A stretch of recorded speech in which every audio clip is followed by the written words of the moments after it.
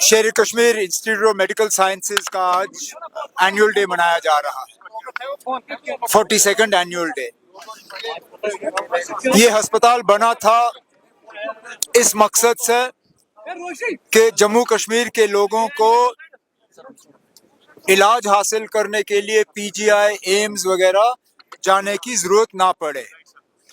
और इस अस्पताल ने जम्मू कश्मीर के लोगों की बहुत खिदमत की है, लेकिन कुछ कमियां हैं, कुछ कमजोरियां हैं, जैसे कि आज प्रोग्राम के दौरान डायरेक्टर साहब ने भी उनका जिक्र किया।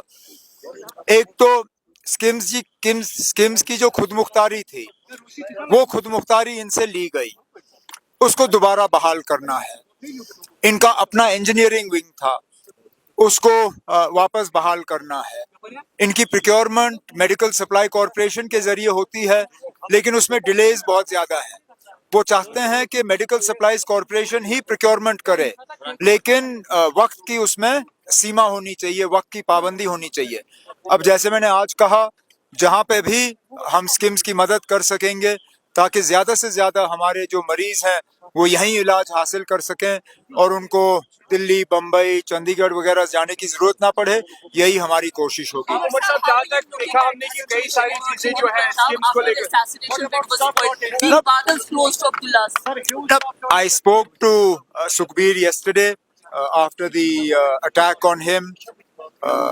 I expressed obviously our gratefulness to Almighty that he survived that attack. We spoke about the situation. Obviously, some of the things that he shared with me are not for public consumption, but it's a matter of concern.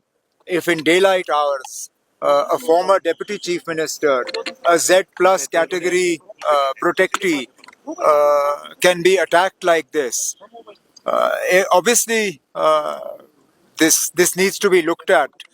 Why is this? How did this happen?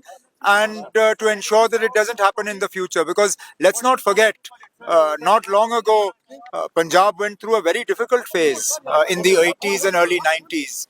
And God forbid we see something like that again. So as we have seen this holiday especially जो कि अब नहीं है, शेख साहब की क्या कोई नहीं, फिर होगा ना, फिर होगा। कई सारे और भी डेट्स हैं जो सर मालूम है, कई सारे और भी डेट्स हैं, लेकिन अब हमें बड़ी लड़ाई लड़नी है। सुनिए ना, हमें फिलहाल बड़ी लड़ाई लड़नी है, और वो लड़ाई जम्मू कश्मीर को दोबारा रियासत का दर्जा हासिल हो, हमें वो लड़ाई लड़नी है। हम उम्मीद करते हैं कि वज़ीर आज़म साहब ने जो जम्मू कश्मीर के लोगों के साथ वादा किया, हमारे साथ नहीं, जम्मू कश्मीर के आवाम के साथ, पार्लियामेंट इलेक्शन के दौरान और उसके बाद असेंबली इलेक्शन के दौरान, इन दोनों इंतखाबात में जम्मू कश्मीर के लोगों ने बढ़ चढ़ के हिस्सा लिया।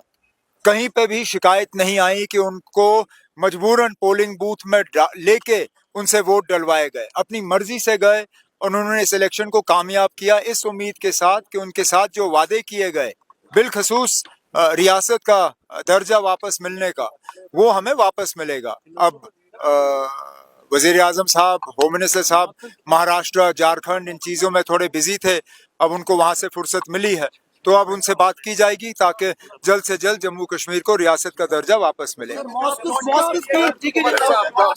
को लेकर तब उसके बारे में नेशनल कॉन्फ्रेंस ने भी बात की, हमारे लीडरों ने भी बात की। इस मुल्क में हर किसी मजहब के लोगों को रहने की खुली छूट है। हमारे आईन में एक लफ्ज है सेक्युलर, जब तक वो लफ्ज हमारे आईन में है, उसका मतलब ये है कि हमारा मजहब कोई भी हो, या हमारा मजहब अगर हम किसी भी मजहब को ना माने, तब भी हमारा इस मुल्क में आज़ादी से रहने का हक है। अब ये क्यों एक सोची समझी साजिश के तहत हमारे दरसगाहों को, हमारी मस्जिदों को टारगेट करने की कोशिश की जा रही है? मैंने बार बार ये कहा है, ठीक है ना, आप कहते हो आप मुसलमानों को अपीज नहीं करोगे, मत करिए अपीज, हम अपीजमेंट नहीं मांगते, लेकिन अपीजमेंट ना करने का मतलब ये नहीं है कि आप हमें निशाना बनाइए। Don't target us in the name of not appeasing us, don't victimize us. going after our mosques, going after our shrines, going after our way of practicing our religion, you are victimizing us. And this is not the India that Jammu and Kashmir was a part of. This is not the India our founding fathers envisaged. This is not the India that has the word secular in its constitution. जब तक है इसको secular रखिए, अगर नहीं रखना है तो चलिए ना, आप पार्लियामेंट से अगर इसको निकाल सकते हैं निकालिए.